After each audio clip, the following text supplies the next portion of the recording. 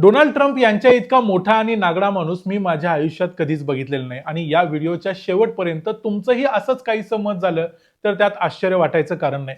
Donald Trump यांची आतापर्यंत 3 लग्न झालेली आहेत. या 3 लग्नांमध्ये त्यांच्या तीनही पत्नी अमेरिकन मूळच्या नाहीत. त्या वेगवेगळ्या देशातल्या वेगवेगळ्या वंशाच्या आहेत. ते स्वतःला कट्टर अमेरिकन म्हणतात, पण त्यांच्या पत्नी मात्र मूळच्या अमेरिकन वंशाच्या नाहीत. त्यांना एकूण 5 मुलं झाली. त्यांनी आयुष्यात सगळं काही मिळवलं. ते स्वतः गर्भश्रीमंत होते. पण हे सगळं असताना देखील त्यांनी अनेक चोऱ्यामाऱ्या करायचा प्रयत्न देखील आयुष्यात केलेला आहे. तशीच काहीशी एक गोष्ट आहे त्यांच्या पत्नीच्या मृत्यूनंतरची आणि ही गोष्ट देखील 2022 ची आहे. म्हणजे त्यांची पहिली अमेरिकन प्रेसिडेन्सी झाल्यानंतरची गोष्ट आहे. ज्या वेळेला त्यांच्या पत्नीचं निधन झालं त्यावेळी त्यांनी आपल्या पत्नीचं दफन आपल्या गोल्फ कोर्समध्ये केलं. मग त्यांनी आपल्या पत्नीचं दफन तिथंच का केलं? त्याचा त्यांना काय फायदा झाला? त्यांनी कसा फायदा करून घेतला? डोनाल्ड ट्रम्प यांचं राजकारण तर आपण रोजच बघतोय, पण डोनाल्ड ट्रम्प यांचं पैसा कारण कसं आहे ते देखील आजच्या या व्हिडिओमध्ये बघूया. मी आहे रणजित यादव आणि तुम्ही पाहताय द मराठी बाणा. 1976 साली डोनाल्ड ट्रम्प यांची ओळख झाली झेक मॉडेल असलेल्या इवाना हिच्यासोबत.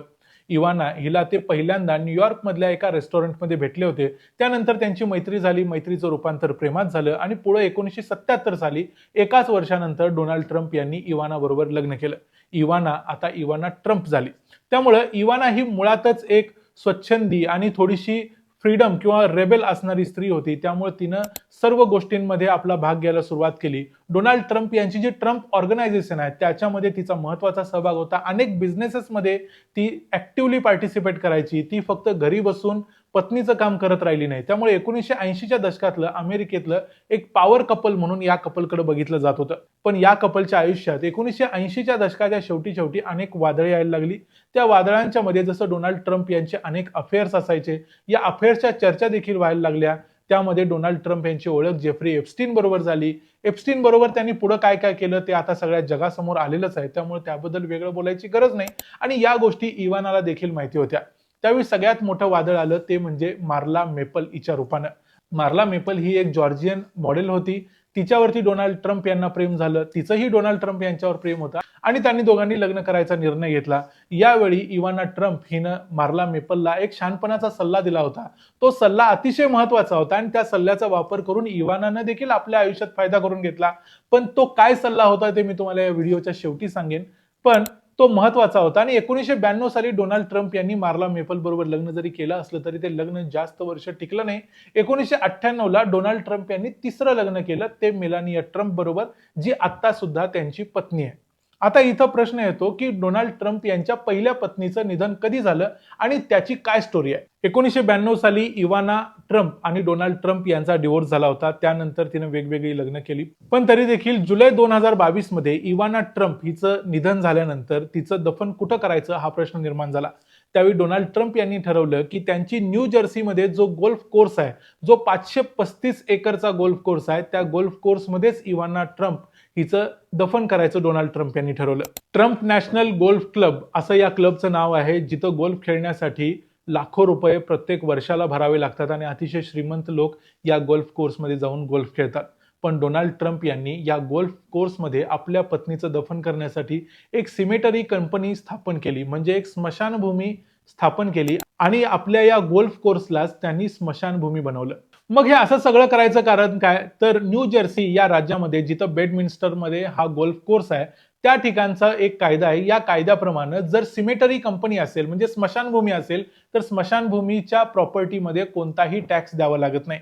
अन्यथा कुठल्याही गोल्फ कोर्सला किंवा कोणत्याही प्रकारच्या प्रॉपर्टीसाठी न्यू जर्सी या राज्यामध्ये अमेरिकेतल्या income tax, property tax, business tax, real estate tax आणि इनहेरिटन्स टॅक्स म्हणजे वारसा कर असे सगळे 5 प्रकारचे कर द्यावे लागतात. पण जर ती सिमेटरी कंपनी असेल म्हणजे स्मशानभूमी असेल तर तिथं कोणत्याही प्रकारचा कर द्यावा लागत नाही. आता तुम्ही म्हणाल की फक्त एका व्यक्तीला तिथं दफन केल्यामुळं मग ती स्मशानभूमी कशी ठरते, तर न्यू जर्सीचा जो कायदा आहे त्या कायद्यामध्ये असं कुठेही लिहिलेलं नाही की किती लोकांचं दफन केल्यानंतर ती जागा स्मशानभूमी ठरते. तिथं फक्त एवढंच म्हटलंय की जर तिथं दफन केलं जात असेल, तर दफनविधी होत असतील तर ती जागा म्हणजे स्मशानभूमी असेल. आणि याच कायद्यातल्या पळवाटेचा वापर डोनाल्ड ट्रम्प यांनी करून घेतला आणि आपल्या संपूर्ण गोल्फ कोर्स मधला जो मोठा भाग आहे त्याला त्यांनी स्मशानभूमी बनवलं आणि त्याच्यावरती आता ते काहीही टॅक्स देत नाहीत. जेवढी ही जागा आहे त्याप्रमाणे बघितलं तर न्यू जर्सीच्या टॅक्स लॉज प्रमाणे डोनाल्ड ट्रम्प यांना $4.5 लाख प्रतिवर्ष एवढा टॅक्स न्यू जर्सी सरकारला द्यावा लागायचा. पण तिथं पत्नीचं दफन केल्यामुळं आणि ती स्मशानभूमी झाल्यामुळं त्याच्यावरती आता कोणताही टॅक्स डोनाल्ड ट्रम्प यांना द्यावा लागत नाही. डोनाल्ड ट्रम्प एवढंच करून थांबले नाहीत, तर त्यांनी या आपल्या गोल्फ कोर्सचा एक मोठा हिस्सा आहे ना, त्याला त्यांनी शेत जमीन म्हणून मान्यता मिळवलेली आहे. आणि हे करण्यासाठी त्यांनी परत एकदा न्यू जर्सीचा आणखी एक कायदा वापर केलाय. तो कायदा असं सांगतो की न्यू जर्सी फार्मलँड असेसमेंट ऍक्ट 1964 यानुसार डोनाल्ड ट्रम्प यांनी त्यांच्या या गोल्फ कोर्सवरती 8 ते 12 शेळ्या पाळलेल्या आहेत आणि या शेळ्यांचं दूध काढून ते अक्षरशः विकतात देखील. हे करायचं कारण काय, तर हा जो न्यू जर्सी फार्मलँड असेसमेंट ऍक्ट आहे या कायद्यानुसार कमीत कमी 5 एकरची जमीन असावी, त्या जमिनीतून $1,000 उत्पन्न होणं कंपल्सरी आहे. त्यामुळे हे $1,000चं उत्पन्न येण्यासाठी डोनाल्ड ट्रम्प शेळीचं दूध काढतात आणि ते विकतात आणि त्यातून $1,000 मिळाले असं दाखवतात. आणि या कायद्यातल्या पळवाटेचा वापर करून त्यांनी 113 एकर जमीन फार्मलँड घोषित केलेली आहे. म्हणजे त्याला त्यांनी म्हटलंय की बेडमिन्स्टर फार्मलँड, आणि यानुसार त्यांनी 113 जमिनीला शेत जमीन म्हणून घोषित केलंय. आणि या 113 एकर जमिनीवर खरं तर न्यू जर्सीच्या कायद्याप्रमाणे $9,000 प्रति एकर एवढा टॅक्स त्यांना दरवर्षी द्यावा लागला असता. पण डोनाल्ड ट्रम्प यांनी त्याचा शेत जमिनीमध्ये त्याला कन्वर्ट केल्यामुळं त्यांना $6 प्रतिवर्ष एवढाच टॅक्स द्यावा लागतो. त्यांनी त्याला शेत जमिनीमध्ये कन्वर्ट केल्यामुळे त्यांना फक्त $6 प्रति एकर प्रति वर्ष एवढाच काय तो टॅक्स द्यावा लागतो. म्हणजे थोडक्यात $500-550 प्रत्येक वर्षाला भरावे लागतात, ज्या ठिकाणी त्यांना $9,000 भरावे लागले असते. गुणिले 90 करा म्हणजे तुम्हाला गणित किती मोठा आहे ते लक्षात येईल. म्हणजे डोनाल्ड ट्रम्प यांनी आपल्या पत्नीच्या निधनानंतर तिच्या पत्नीच्या निधनाचा वापर करून घेतला आपले टॅक्स वाचवण्यासाठी. त्यानंतर त्यांनी शेळीपालनाचा व्यवसाय देखील केला, ज्यातून ते पैसे देखील मिळवतात. या सगळ्या गोष्टी करून डोनाल्ड ट्रम्प यांनी हे सिद्ध केलं की पैशासाठी माणूस काहीही करू शकतो, कुठल्याही थराला जाऊ शकतो. आणि असंच काहीशी गोष्ट मार्ला मेपल्सला डोनाल्ड ट्रम्प यांची पहिली पत्नी असलेल्या इवाना ट्रम्प हिनं सांगितलेली होती. तिनं सांगितलं होतं की डोनाल्ड ट्रम्पच्या प्रेमात तू आज पडली असलीस तरी त्याच्या प्रेमात मूर्ख बनू नको, जे काही आहे ते सगळं घे आणि बाजूला हो. आणि त्याप्रमाणे मग खरोखर इवाना ट्रम्प त्याच वेळेला शानी झाली होती. ज्या वेळेला तिनं डिवोर्स घेतला त्याच वेळी तिनं $14 मिलियन एवढे पैसे डोनाल्ड ट्रम्प याच्याकडून घेतले होते. याशिवाय कनेक्टिकटमध्ये 45 खोल्यांचं एक मॅन्शन देखील डोनाल्ड ट्रम्प कडून घेतलं होतं. भरपूर प्रॉपर्टी इवाना ट्रम्प हिनं देखील मिळवली, पण तिनं हा सल्ला मार्ला मेपल्सला देखील दिला होता. मेलानिया ट्रम्प आज देखील डोनाल्ड ट्रम्प यांची पत्नी. आता तरी तिला काही धोका नाही, पण डोनाल्ड ट्रम्प यांचं वय देखील 80 झालंय. पुढचं लग्न ते करतील की नाही माहिती नाही. पण डोनाल्ड ट्रम्प हा माणूस काय आहे हे समजण्यासाठी हे 2 किस्से पुरेसे आहेत.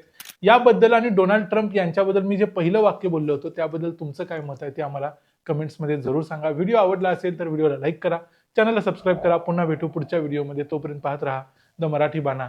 जय हिंद, जय महाराष्ट्र.